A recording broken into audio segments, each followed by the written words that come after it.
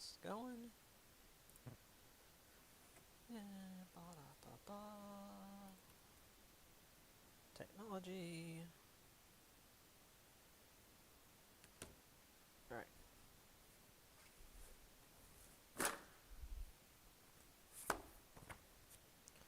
So we ended here. Make sure I'm on the right page. And just as a reminder,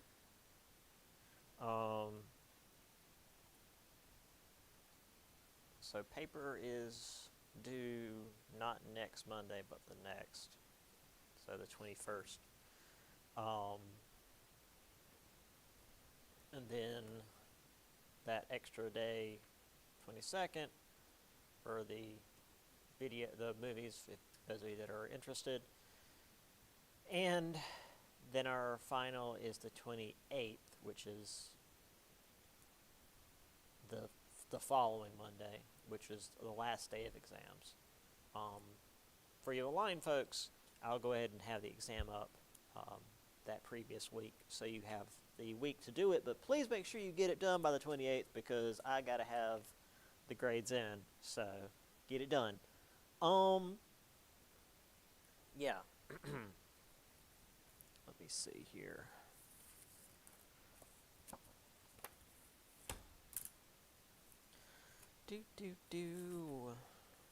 Technology. All right. Any questions about anything from the lot of you that are in here? Great. Okay.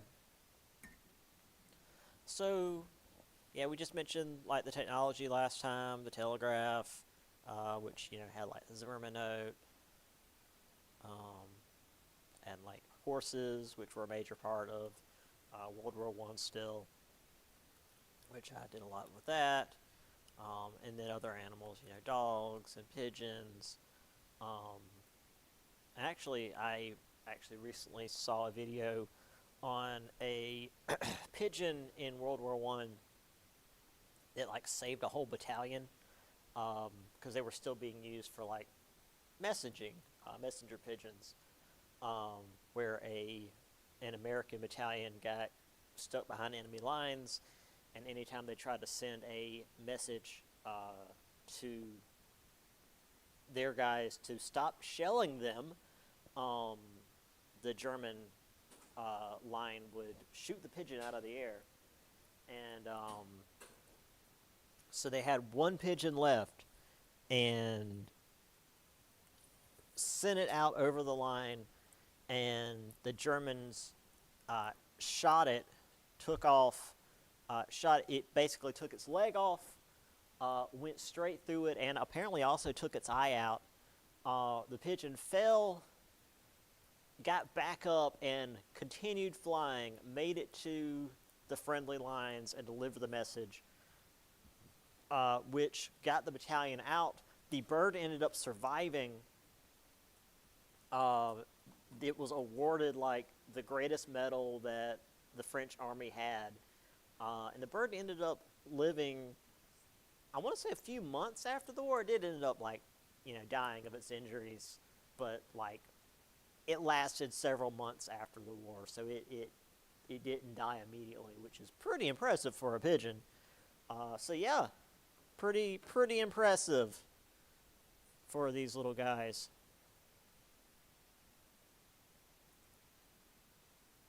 All right. Are we gonna? Okay. So to enable all this total warfare out on the front, it required total mobilization on the home front as well.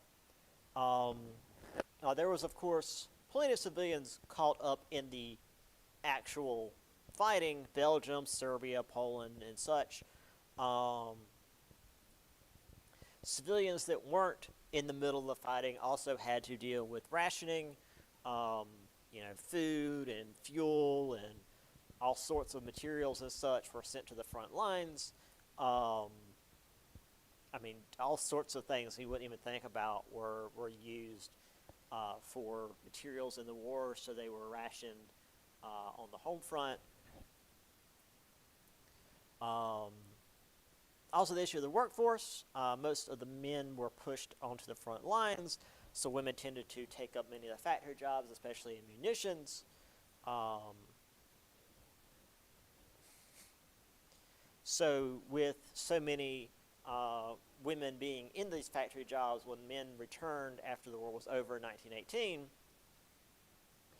many of them were pushed out, but demanded the right to vote because they had done so much work during the war. At least within Europe, England was the first to give women the right to vote in 1918, which, as I mentioned before, the suffragettes in Britain were pretty serious about getting the right to vote. So, yeah, they've now also been in these factories making bombs. You might want to give them the right to vote. They know what they're doing. Now, this was a dangerous job, not necessarily because they're working with explosives and an explosive might go off. That typically there were army mechanisms in place to ensure that wouldn't happen. But the chemicals being used to make the bombs are very, very toxic. So it was very easy for these people to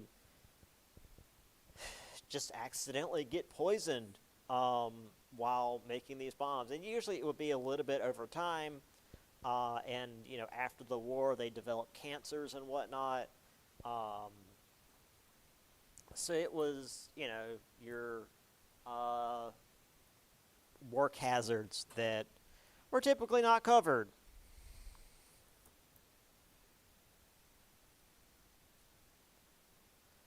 Now, on to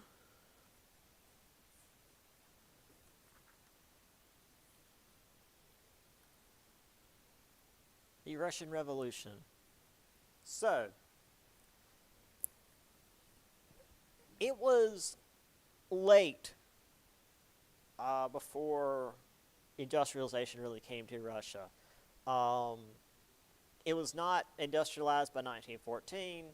It was industrialized really by the end of the war, and honestly, it wasn't even really fully industrialized by World War II, which is an important factor because the whole, socialist revolution thing requires for there to be an industrial workforce to rise up against, the factory leaders. But there weren't really factories to any great degree in Russia yet. So as the war started, there was a great deal of patriotism, but this began to wane, devolving to weariness and anger as the troops were killed or captured in droves because, they weren't given supplies or very good guns to fight the Germans, who themselves were very well armed and well supplied.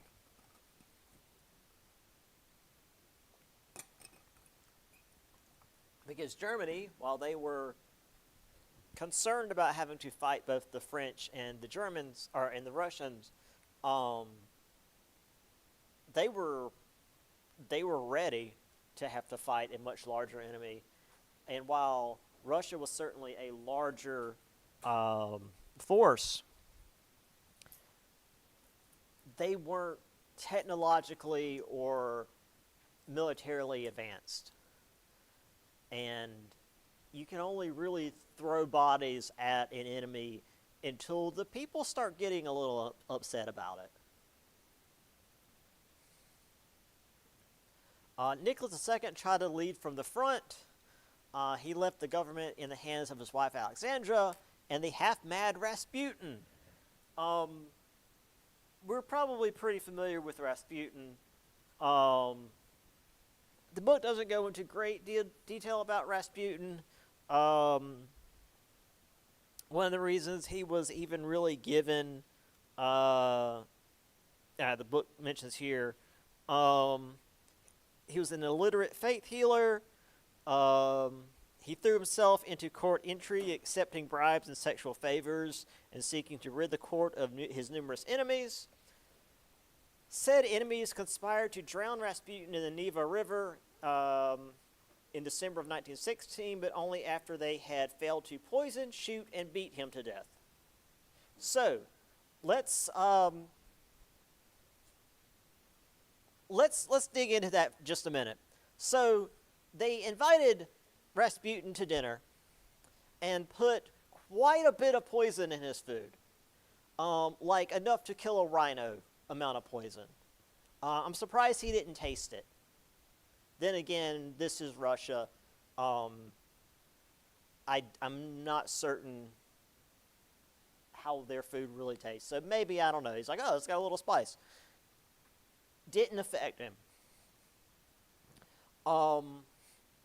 So somebody behind him pulls out a gun and shoots him in the back. He hits the table and then gets back up. So several guys around him start beating him with clubs. Just, about the head and neck, just beating him presumably to death. They then roll him up in a rug and dump him off of a bridge into the river, which is in December in Russia. So there's a lot of ice in this river. He's also, again, rolled in a rug. So even without being poisoned, shot, and beaten, you're not going to last long. They found his body frozen, halfway crawled out of the river. He didn't drown. He managed to somehow get out of this rolled up rug, which again, not like a little, bathroom rug. It was like this massive area rug that would have weighed, especially wet, several hundred pounds at least. He managed to roll himself out of that, swim to shore.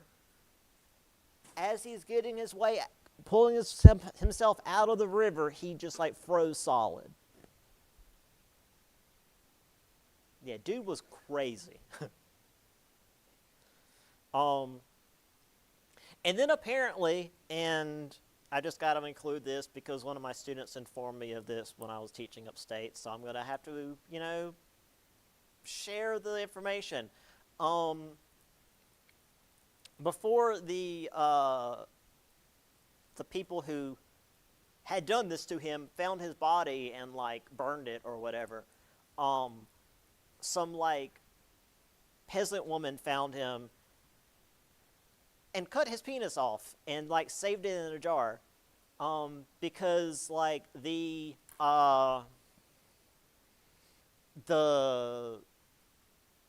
superstition is that is the source of his power.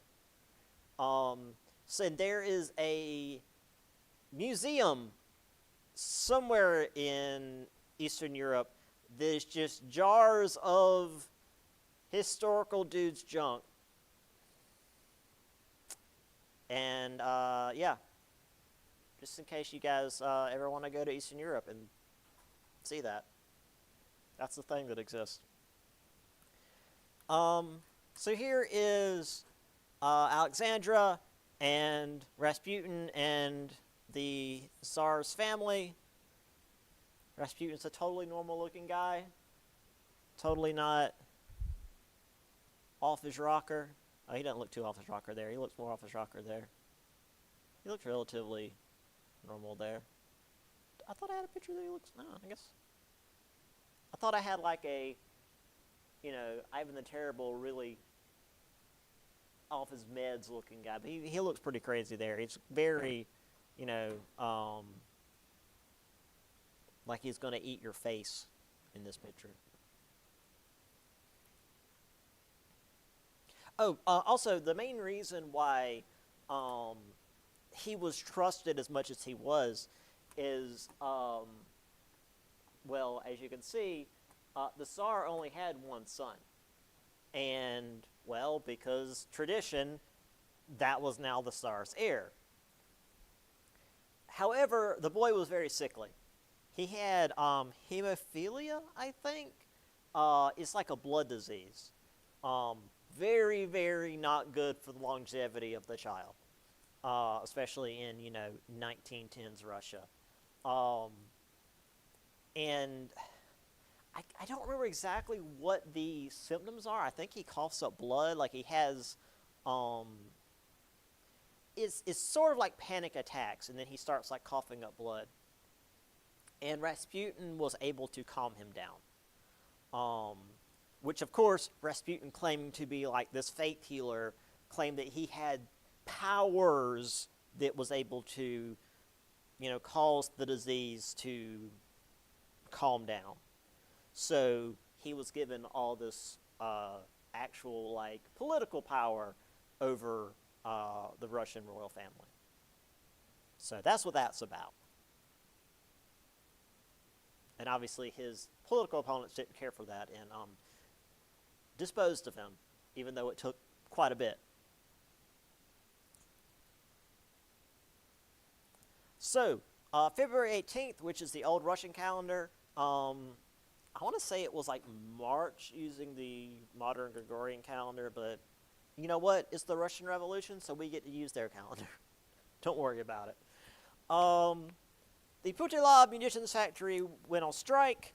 Much of the city followed. Deserters began entering the city, and by the end of February, revolutionaries had seized railway stations, which means most of the city is now under the control of the revolutionaries. I mean, you're seizing railway stations in, like, 1916, you got the city, because railway stations are, like, the form of transit. You don't have cars. Not then. Not for sure not then. Not in Russia. So, on March 2nd, Nicholas II abdicated in favor of his brother. His brother wanted nothing to do with that and stepped down. And this ended a dynasty that had lasted for 300 years. So, okay, well, the Romanovs are gone. Now, this is before they were lined up against a wall and permanently gotten rid of. Now, granted, that is, if you've ever seen the Disney movie Anastasia, that is extremely fictionalized and tries to make the, Tsar's family look like, very, very sympathetic. Not to say, they're still a family of people that were, shot in the back. But also they were monarchists that were, they're a royal family, and they have like millions and millions of people that are starving in their country, and they're like, oh, we're going to have tea today. So, I can only offer so much sympathy for monarchs. So there was a provisional government put in place by a moderate socialist known as Alexander Kerensky, who shared power for a time with the more radical Petrograd Soviet. And if you're from a very niche group, you might recognize the name Alexander Kerensky. If you're not, don't worry about it. But it tickles my brain that this is where they got Alexander Kerensky from. But anyway, here's the February Revolution. This is a much quieter revolution than we're going to have coming up, because this isn't where it ends, for sure. Everybody's having a great time. There's Kerensky. It's funny. This reminds me of my It reminds me a little bit of my history professor. Except, well, my history professor did recently shave. But like for most of the time that I knew him, he had like this goatee. And then in the time that I was up in Rhode Island, No, not it wasn't even Rhode Island. When I was upstate in Anderson, um, teaching, and then I moved here, he shaved it, and it was like he looked like a whole different person, and it was very unnerving. But yeah, he looked reminds me of Kerensky here. So, um, with the Tsarist regime collapsing, um, Germany's like, all right, well, let's make it worse. So uh, they were sending the exiles from Russia home, including specifically Vladimir Lenin, which this one feels weird. They sent Vladimir Lenin straight to Petrograd, which is, St. Petersburg, aboard a sealed train.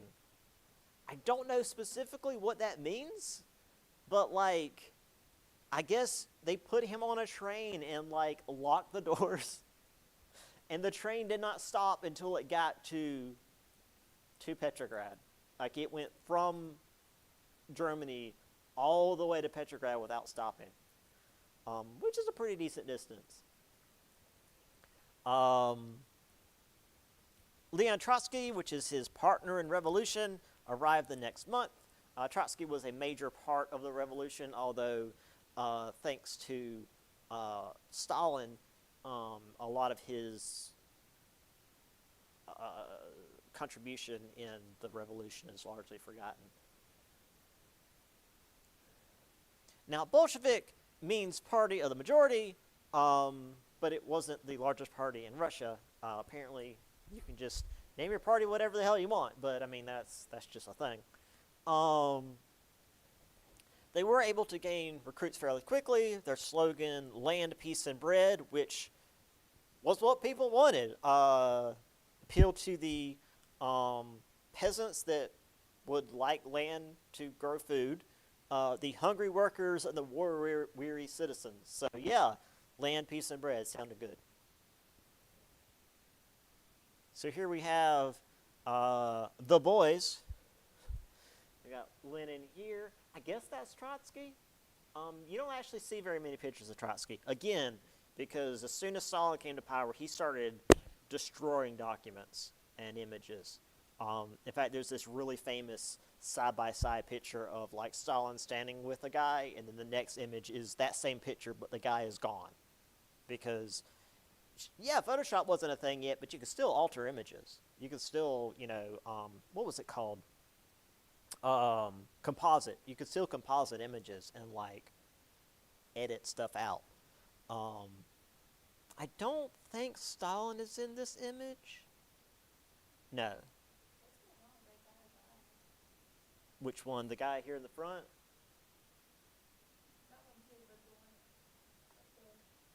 Over here? This guy. That. Oh, in the back? Oh. I ain't no telling. Not the most not the most quality camera. I mean, again, this guy in the front just full on face full of flash. So, yeah. I mean, I'm surprised we can see Lenin as good as we can, to be perfectly honest, with how bad everybody else looks. Speaking of which, there's Lenin. This is a very famous image. It's actually right here in the book. Is it the same picture in the book? No, it's a slightly different picture in the book, which means there was a bunch of pictures of this scene taken. It's very slightly different. Like he's holding the hat a little bit different. The people in the front are moved around slightly differently from the picture in the book. I mean, literally, this guy standing here in the book is like looking out towards the camera. So whoever was taking pictures was taking a lot of pictures of this speech. Say this is like one of his big speeches. And then the big thing happens. This is, when we talk about the Bolshevik Revolution, we really mean this. So in October of 1917, the provisional government, which was still fighting the war, so when we talked about the Eastern Front and we said, oh, the Bolshevik Revolution happened and then they abandoned the war. Not yet. The provisional government continued fighting the war, but the Germans started really pushing hard on the Eastern Front. October 25th, which was right before the election, the Bolsheviks stormed the Winter Palace and basically took things by force. So, yeah, they just took power. Literally took power. Now, the Soviets did not immediately make peace. They were like, okay, well, we can just keep fighting. However, the Germans, because the Treaty of Brest-Litovsk, which the Germans offered them, would have taken a bunch of Russian land, and the Germans were like, okay, cool. So they just started pushing further into Russia, and the Soviets were like, okay, cool, we'll take your agreement. Luckily for the Soviets, the Germans lost, so they were able to take back all that land, such as Ukraine. And again, I wrote this like in 2012. This was before all the current day things happening. Yeah, Ukraine was like this major breadbasket for the Soviet Union, where they got a lot of their food from. So here they are storming the Winter Palace. The Winter Palace being like one of the major seats of power for the Tsar, which once the February Revolution happened, became just this de facto seat of power for the provisional government. So that's what the Soviets took. So it was now their seat of power. There's a... Now, rather than a photograph, here is a lovely, very propagandistic painting of taking the Winter Palace. Because, there's got to be some guy up on a statue waving the Soviet flag, which they 100% didn't have yet.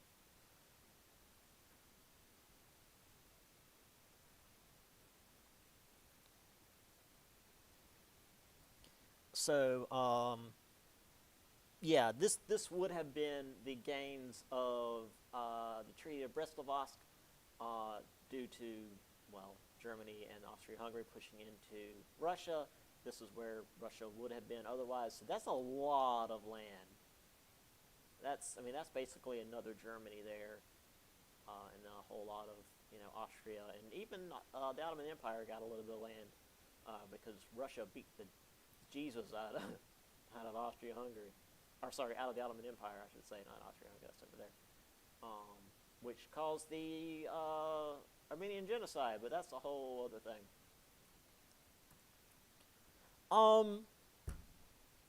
What's one other thing?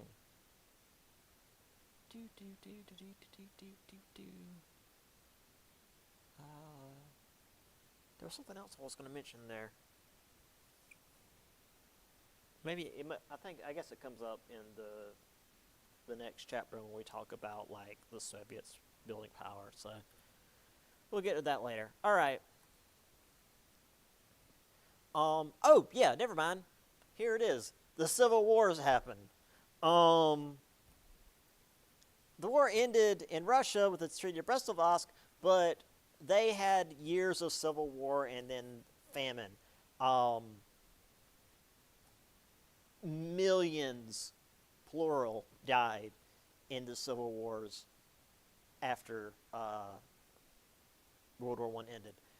The wars in Russia after World War I killed far more Russians than World War I did. And Russia lost a lot of people in World War I because, well, as we saw, they didn't have a lot of equipment or supplies. They were just sort of running out onto the battlefield. And it wasn't like on the Western Front where it's, trenches, where they're sort of like leaning over and shooting at the other guys in the trenches. They're just out on the middle of the field, and the Germans are mowing them down. But this civil war was brutal, and it was all across Russia. And it was to the last man. It was the loyalists who were pro, the Tsarist regime, which is what got the Tsar and his family killed, and versus the Soviets. After the war, the West sends a lot of their troops in, which we get to in a minute. I'm getting ahead of myself, which makes it worse. And then all this warfare causes a whole lot of crops to get burned, so the civilians starve for like 4 or 5 years, which causes millions and millions of people to die. And that's before Stalin starves out Ukraine. So, Bulgarians, Austrians, and Ottomans had separate peace treaties, which forced Germany to really fight the last few months of the war alone, which is why a lot of times when we talk about the First World War on the Western Front, it's mostly just Germany. Because like Austria, Bulgaria, the Ottoman Empire, they were mostly fighting like in and around the southeastern front and against Russia. For the most part, when it came to the Western Front that we think about with France and England and eventually America, it's mostly Germany. There was one final spring offensive, but they weren't able to maintain the momentum. It was ground to a halt, and we started pushing back. The Kaiser, or excuse me, the Chancellor brokered a peace, not the Kaiser. But the generals and the Kaiser would never admit defeat. Eventually, they ran off to Holland because apparently Holland was neutral for some reason. The armistice was signed on November 11th, 1918. Ended the war, but it took a while for the peace terms to be signed. I mean, we literally have like several more slides to go. So it takes a little while for the peace to actually come together.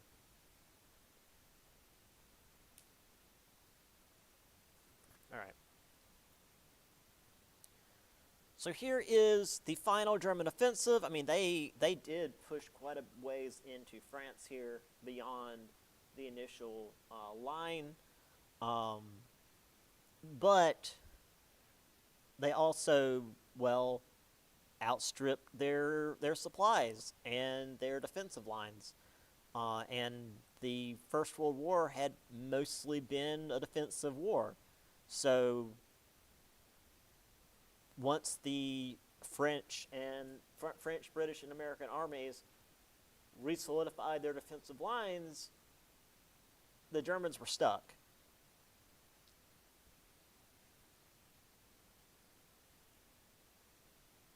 Oh, right. Also the Spanish flu. So, this war killed a lot of people.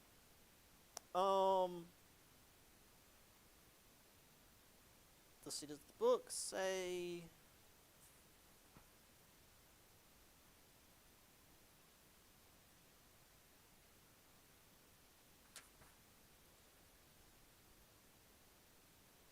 Let's see, 2 million Ottomans, 2 million Russians, 0.75 million Germans, almost as many Russian civilians. That 2 million Russian civilians, 1.75 million Russian military. Okay. Yeah, so there was this massive influenza outbreak towards the end of the war, not after the war, like the last couple of years of the war and then after. It killed between 50 and 100 million people worldwide when the world's population was about 1.8 billion. So, percentage-wise, that's a lot of people. That's a terrifying amount of people. This is like on the level of Black Death percentage-wise. Um, it was called the Spanish flu because Spanish newspapers were the first to report on it because Spain was neutral in the war, because we didn't want to report on a flu that was killing people in the war while we were trying to get troops to go to war. It wasn't really conducive to maintain morale. So a nation that wasn't at war was reporting on it, and like, oh, well, it's the Spanish flu. Well, it had nothing to do with Spain. Um, in fact, there's a lot of evidence that it actually started in the U.S. I think in military bases in Arkansas, and then rode with the soldiers over to Europe and spread across the world. It killed about 675,000 people in America alone. And while, of course, it killed the elderly and infants much faster, it also struck and killed strong, youthful adults as well. It mentions that there were train cars full of healthy soldiers, and when they arrived, it would just be a train car full of dead bodies. The virus would hit, and within 24 hours, you were dead. And like we saw with COVID, they ran out of hospital rooms pretty much immediately. They had to set up these wards. This one definitely looks like a gymnasium. I had one for my American history class that looked like an airplane hangar. But yeah, I mean, it's you have to make do with what you got, and what you had wasn't much. I mean, again, just going back to what we recently had. My neighborhood is right next to MUSC in Florence, and I remember when they were setting up isolation tents in the parking lot because they ran out of rooms. And that's a big building. That's one of the biggest buildings in Florence. And they were setting up isolation tents in the parking lot. This is in America here. Spanish influenza has endangered the prosecution of the war in Europe. There are 1,500 cases in the Navy Yard. 30 deaths have already resulted. Spitting spreads the Spanish flu, influenza. Don't spit, because, you know, it's the 1910s. People spitting on the ground. It's very gross. Okay, I don't have anything else from that. So there's obviously shades of this. I remember watching a documentary on this back in, 2014, and them saying at the end, these sorts of epidemics happen every 100 years or so, and we're almost overdue. It's like, yeah, how about that? Sure, it would be nice if, people pay attention and learn from history and not just, ignore it. But who am I? So, yeah, how about that? How about that?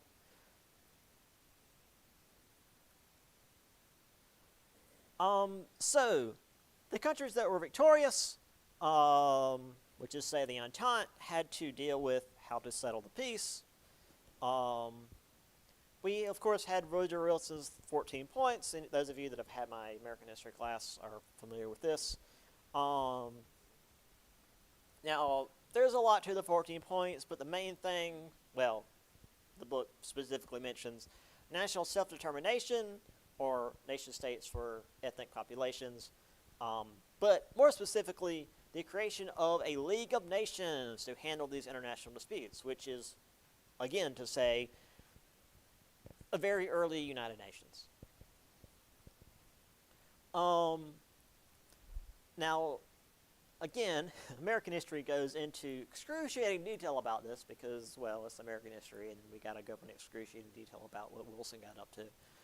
But long story short, Congress refused to join the League, and the whole self-determination aspect was turned into mandates for these ethnic nations because, well, Europe was not going to let brown people run their own countries.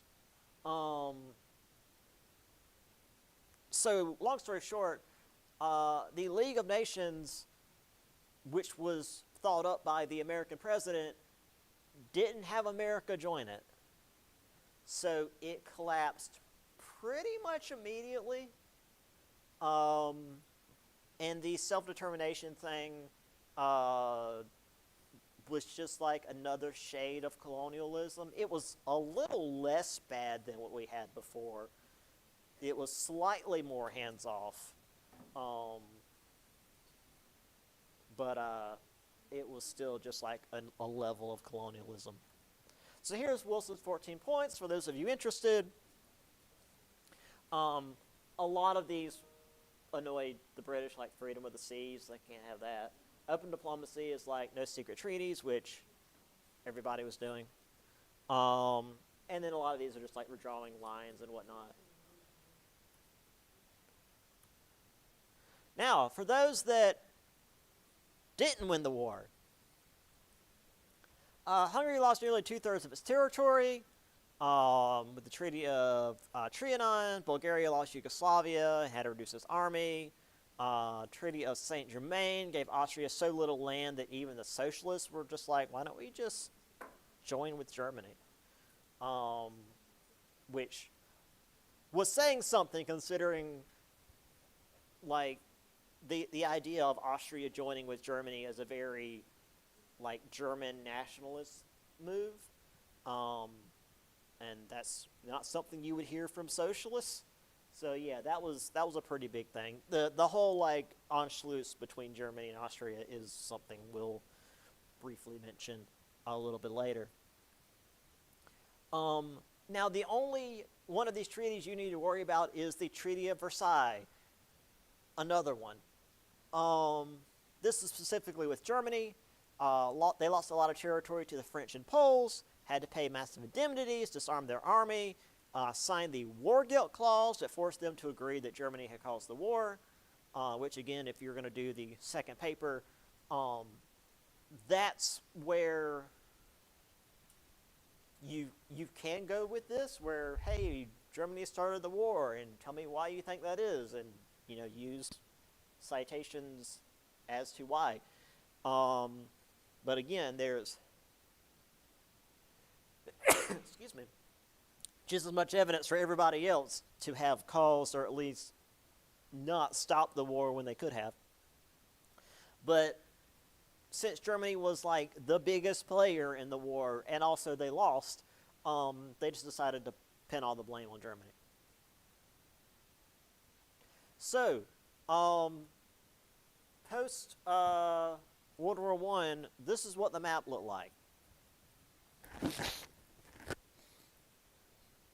There's Austria.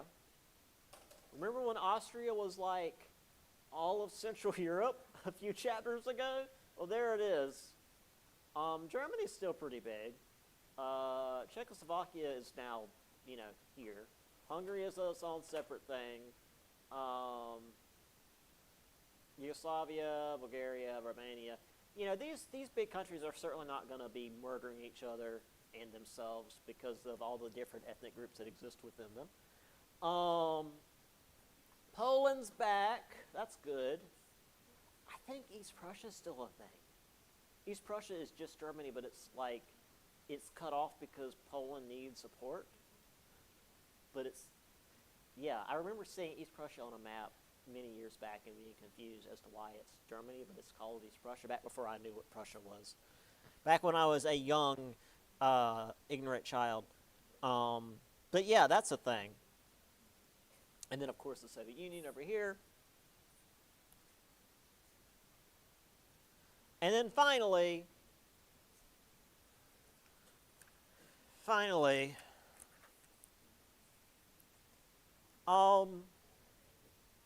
with the Ottoman Empire in shambles, um, the Greeks wanted to take Istanbul and the Asia Minor coast. However, the Turkish army, under the command of the nationalist hero Mustafa Kemal, beat the brakes off of the Greek armies and drove them, and also Greek and Armenian civilians, out of Asia Minor. Because, let's also drive civilians out of their homes because they're there. This resulted in 1922, Kemal and the Greek statesman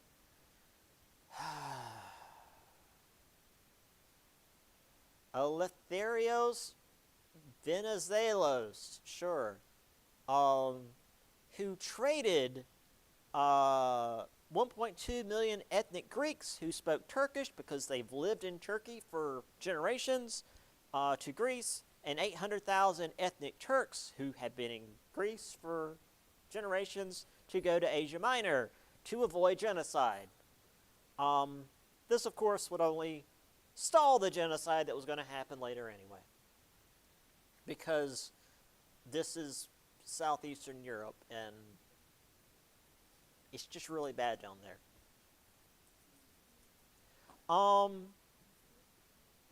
Yeah. So, that's it for that chapter.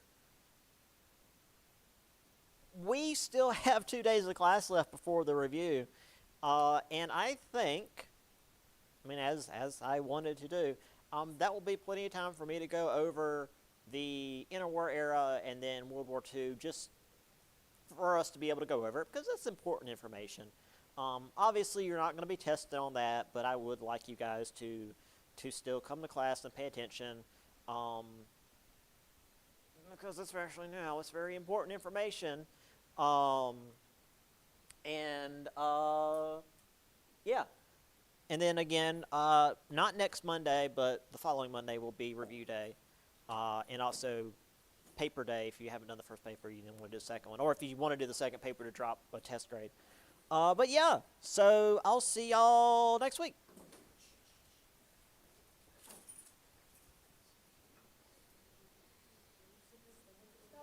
Have a good one. That's all right. I understand. You won't be here tomorrow, right? Because you're for testing. That's fine. I'll just make sure. Have a good one. See you next week.